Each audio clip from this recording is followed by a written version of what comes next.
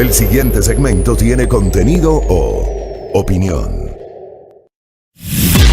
La entrevista en A Primera Hora. Analizamos los hechos del momento junto a sus protagonistas. 7:48 en la mañana. El 7 de mayo pasado, el portal web, el periódico web BBC News, publicaba una nota llamada Furukawa, el caso de esclavitud moderna por el que una empresa japonesa y el gobierno del Ecuador fueron obligados a pedir disculpas. Hablaba de condiciones de trabajo infrahumanas, sin agua potable, luz y saneamiento, jornadas laborales de más de 10 horas sin contratos ni seguridad social, hacinamiento, trabajo infantil, mutilaciones por el uso inseguro de maquinaria agrícola. Estos son solo algunos de los abusos que padecían más de un centenar de campesinos, la mayoría afrodescendientes, en las haciendas de Furukawa Plantaciones, compañía anónima del Ecuador, la principal productora de fibra de abacá, también conocida como cáñamo de Manila, en nuestro país. En una decisión histórica, el 19 de abril, un juez constitucional sentenció a la abacalera de capitales japoneses a indemnizar a 123 de sus ex empleados que demandaron a la compañía por las terribles condiciones en las que trabajaban y vivían. Escuchemos qué dice la administración de Furukawa. En este espacio hemos escuchado en su momento a colectivos que han aparecido en defensa de los trabajadores.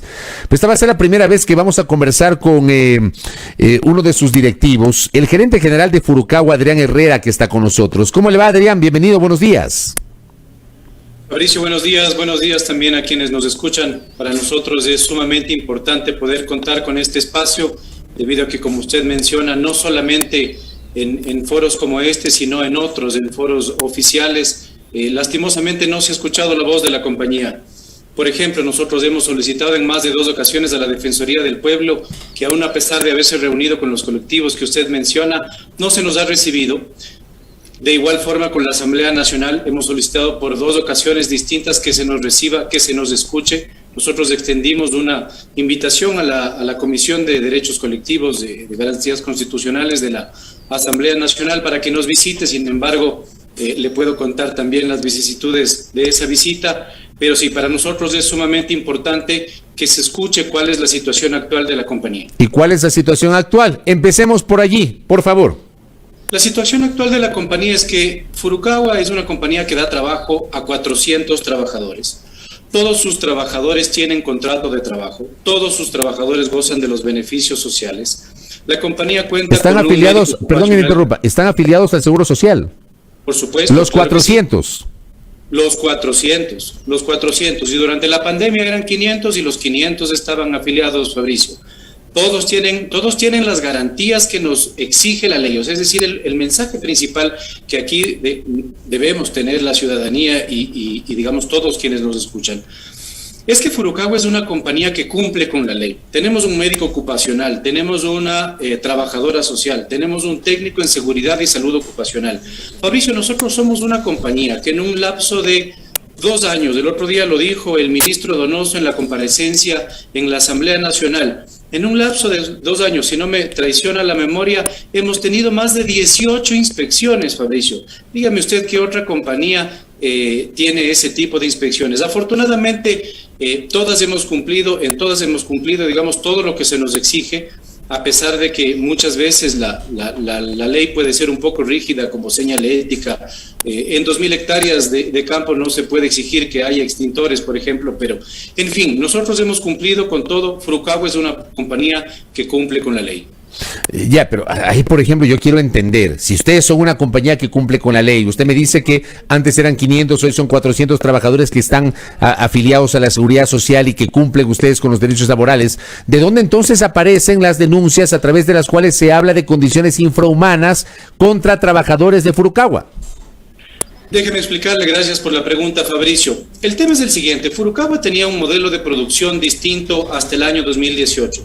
En este modelo de producción, Furukawa utilizaba contratos de arrendamiento de predio rústico que están considerados en la Ley de Tierras Rurales. Este es uno de los puntos más importantes sobre los que debemos reflexionar, porque mucho se habla de los contratos de arrendamiento como si fueran ilegales, pero esos contratos están contemplados en la ley. Es decir, la compañía no se ha inventado una figura legal para tratar de hacer una cosa distinta de lo que está en la ley. El arrendamiento de tierras rurales está en la ley, hemos tomado mano de eso, todas las compañías agrícolas, o no todas, pero la mayoría de compañías agrícolas también lo utilizan y es una figura perfectamente legal. En este contrato de arrendamiento, Fabricio, lo que sucede es que la compañía entrega un lote de terreno a un arrendatario y este arrendatario, digamos, por la naturaleza del terreno, por la naturaleza de la producción y de lo que se cosecha, obviamente la idea es que se cosecha abaca, que se produzca el abaca.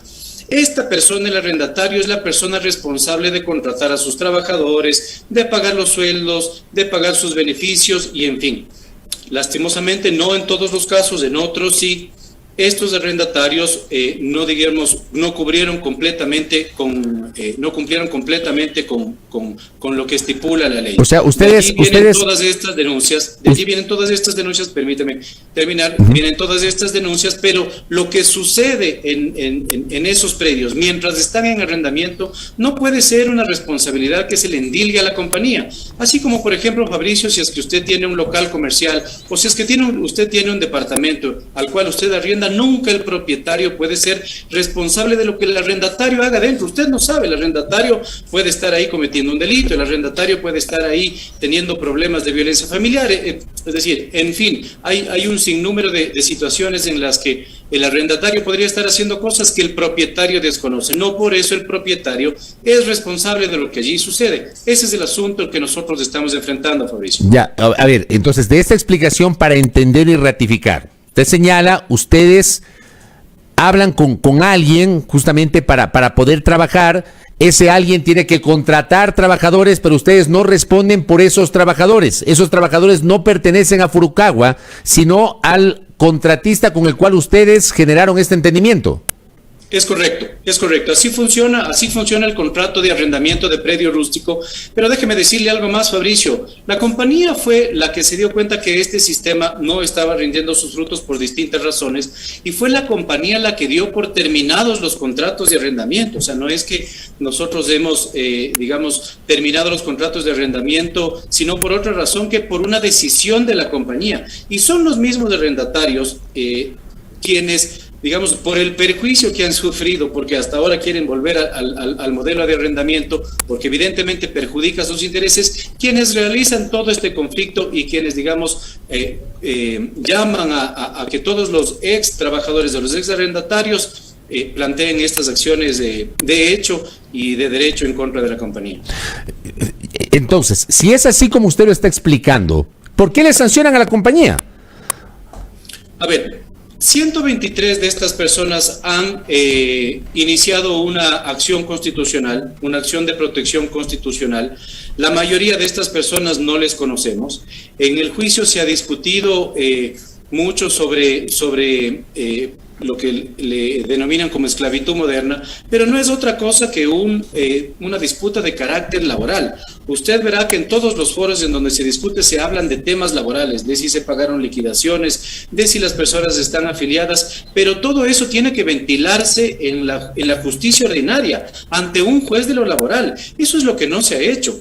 Fabricio, yo le quisiera contar todas las vicisitudes que se han dado en el caso constitucional, en donde se ha decidido en contra de derecho muchas cosas que deberían llamarnos la atención. Una de ellas, por ejemplo, es que el juez, al determinar en su sentencia, determina 2 medidas de reparación. Eso no se ha visto nunca en la justicia constitucional.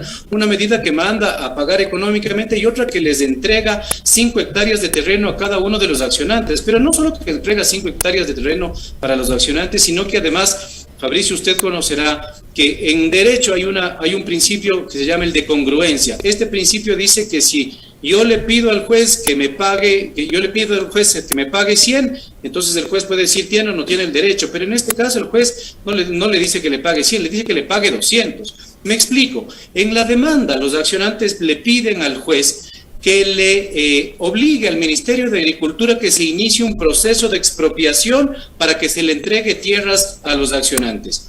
No, pero el juez, ¿qué es lo que hace? No inicia ningún proceso de expropiación, sino que directamente les entrega 5 hectáreas de terreno a cada uno de los accionantes. Podrá usted entender entonces cómo es que periódicamente aparecen más y más supuestos afectados en este caso. Déjeme contarle algo más, Fabricio. La compañía tiene 2.300 hectáreas de plantaciones, de las cuales 1.800 son productivas. De esas 1.800, actualmente 800 no están bajo la administración de la compañía. 200 porque se firmó un comodato con la Asociación Esperanza de un Nuevo Amanecer como fruto de las negociaciones que se tuvieron en el pasado con la Secretaría de la Política, y 600 hectáreas están ilegalmente invadidas, Fabricio. Lo que produce esas 600 hectáreas de que nosotros hemos calculado que están invadidas por más de 1 año y medio, son más o menos 1.3 millones de dólares, Fabricio. Por supuesto, de eso es el cálculo que nosotros hacemos, a eso habría que restarle costos de producción y lo que fuere, pero lo que tendremos que preguntarnos es ¿a dónde está yendo ese dinero? ¿Quién es la persona que se está beneficiando?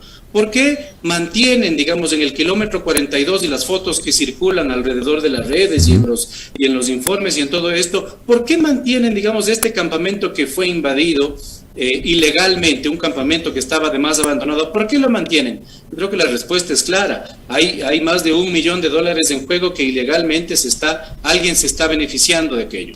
De alguna manera se puede entender, y a propósito de un comentario que recibo de nuestra audiencia, este mecanismo que usted señala a través del cual se ha generado este conflicto, este arrendamiento de predios rústicos que usted nos ha explicado, ¿esta no es una manera de alguna forma de camuflar el concepto de tercerización laboral, Adrián? De ninguna manera. Y de todas maneras, si es que quisiéramos entrar en esa discusión le corresponde a un juez de lo laboral, Fabricio. Nosotros hemos enfrentado juicios laborales de ex trabajadores, de ex arrendatarios sobre esto, y los jueces nos han dado la razón. La justicia ordinaria funciona distinto que la justicia constitucional. En un juicio ordinario uno tiene reglas, digamos, reglas procedimentales más exigentes. En los casos constitucionales las reglas procedimentales no son tan exigentes, y por eso, digamos, es que actualmente nosotros vemos que las acciones de protección nos sirven para hacer básicamente cualquier cosa. Y por otra parte, que esto también me escribe uno de los oyentes, le voy a leer exactamente el mensaje. Si una actividad tiene que ver con otra, hay corresponsabilidad. Le pregunto, ¿es así o no, Adrián? Bueno, la ley de tierras rurales establece únicamente uno de los casos en donde habría corresponsabilidad. Nosotros no estamos en ese caso, pero como le digo nuevamente, esto tendría que definirlo un juez. Debería ser un juez el que tiene que determinar si es que existe o no existe corresponsabilidad. No un juez constitucional, porque lo que se está haciendo se está encubriendo un juicio laboral, se está encubriendo un juicio de daños y perjuicios en una acción de protección constitucional. Esto lo he expuesto magistralmente nuestro asesor legal, que es el doctor Rafael Ollardi, al cual usted también le podría preguntar en alguna ocasión cómo es que esto está sucediendo. Ahora, yo le pregunto también, si es que hay una sentencia que vincular a este caso, ustedes ya les ha correspondido pagar. Usted nos ha explicado y ha marcado distancias, nos ha dicho que no eran trabajadores de la empresa Furukawa, sino de otro arrendador, ¿ya? Usted ya nos ha explicado esto, pero hay una sentencia, esa sentencia les condenó a ustedes. Terminan ustedes y ustedes tienen que pagar. ¿Ustedes ya lo han pagado o no? A ver, déjeme explicarle. En primer lugar, la sentencia no está en firme. Nosotros hemos apelado de la sentencia. Digamos, las instituciones del Estado que también están demandadas en este caso han apelado de la sentencia. Los mismos accionantes, Fabricio, han apelado de la sentencia, lo que quiere decir que la sentencia no puede ser ejecutable. Eso les ha respondido el juez en los últimos días, les ha dicho que no se puede ejecutar una sentencia, que ustedes mismos han apelado, pero sí, y en este momento la sentencia se encuentra en revisión de la Corte, de una de las salas de la Corte Provincial de Santo Domingo. Pero sobre el cumplimiento de la sentencia también se habla de que la compañía no quiere cumplir la sentencia, y es que la compañía no puede cumplir la sentencia. ¿Por qué? La sentencia manda hacer una reparación económica en base a un precedente constitucional que manda abrir sumarios administrativos para cada uno de los 123 accionantes. Estos sumarios administrativos, Fabricio, tienen que ser abiertos por el juez que conoció la causa. Es decir, si el juez no abre los sumarios administrativos para que dentro de este sumario se determine, se fije un perito, digamos, posesiona un perito y este perito sea el que analice las pruebas que de parte y parte se aporten para que se pueda calcular la supuesta reparación, la reparación del supuesto daño, no se puede cumplir con la sentencia. Esto es algo que tiene que hacerlo el juez y sin embargo también habrá que preguntarse cómo lo va a hacer, porque en la sentencia no lo hizo. Debió haberlo hecho, pero no lo hizo.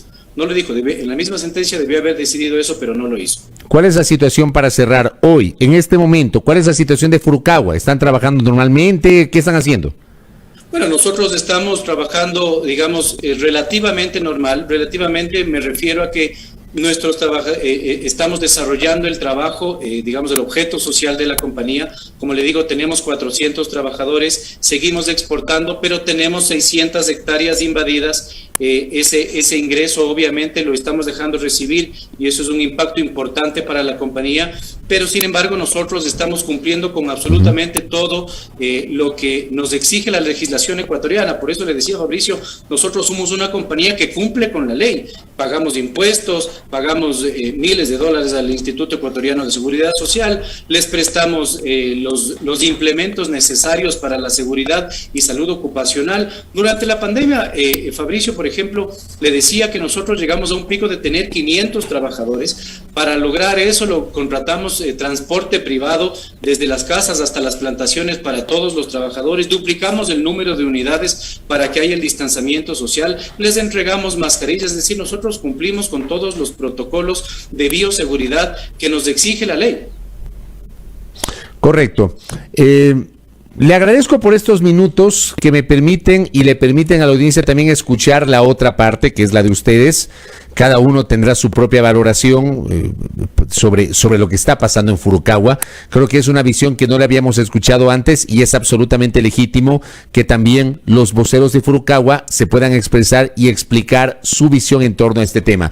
Le agradezco mucho. Le quisiera que me regale 30 segundos más porque por favor. Hay un mensaje importante que se debe dar. Furukawa trabaja con el abacá. El abacá es una fibra textil que se extrae de una familia de plantas que se llaman las musáceas y de las musáceas también es el plátano.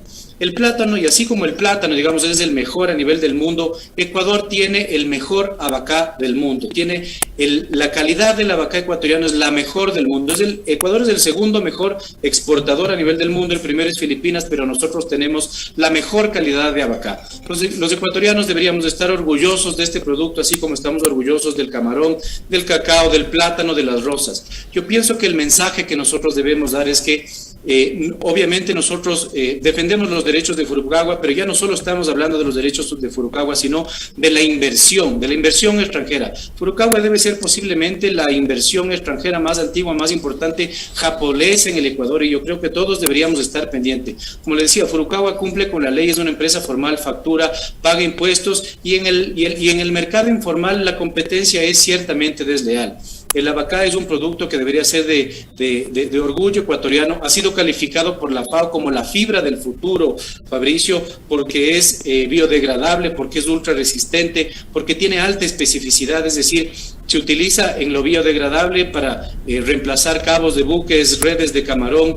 Por lo que es ultra resistente, se está reemplazando a la fibra de vidrio en industrias automotrices. Por su alta especificidad, se utiliza para realizar papel moneda, bolsas de té, filtros de café, pañales. Durante la pandemia se hicieron mascarillas, es decir, el abacá es la fibra del futuro y nosotros deberíamos estar orgullosos de eso, y Furukawa es la empresa pionera en el Ecuador que ha traído el abacá, que trajo su inversión, que trajo la maquinaria, el conocimiento, y todos los ecuatorianos deberíamos estar orgullosos de eso. Lo importante es que el trabajo de ustedes y este tipo de actividades respeten los derechos humanos y los derechos de los trabajadores. 100%, Fabricio. Gracias por el tiempo, Adrián, muy gentil, que tenga un buen día. Buenos días también. Gracias. Adrián Herrera, gerente general de Furukawa, conversando aquí en A Primera Hora sobre la posición de la plana directiva de Furukawa en torno a ese tema. Mañana vamos a escuchar la otra visión, para que ustedes, querida audiencia, tengan una valoración sobre lo que está pasando en Furukawa. Hoy era importante escuchar la visión de su gerente general, para tener esta visión. Mañana tendremos otra y el lunes igualmente tendremos otra. Pero es un tema que termina siendo muy preocupante, porque independientemente de quién sea el responsable, dice el gerente que no es Purucagua, sino un subcontratista o subarrendador. Ha planteado esta figura de arrendamiento de predios rústicos y que debe responder otro. Alguien tiene que responder por la violación sistemática de los derechos humanos de más de un centenar de ecuatorianos que han trabajado en condiciones infrahumanas, temas que además han sido materia de denuncias por parte de algunos medios de comunicación. 8 de la mañana con 7 minutos, en A Primera Hora por Majestad Radio y Majestad Televisión.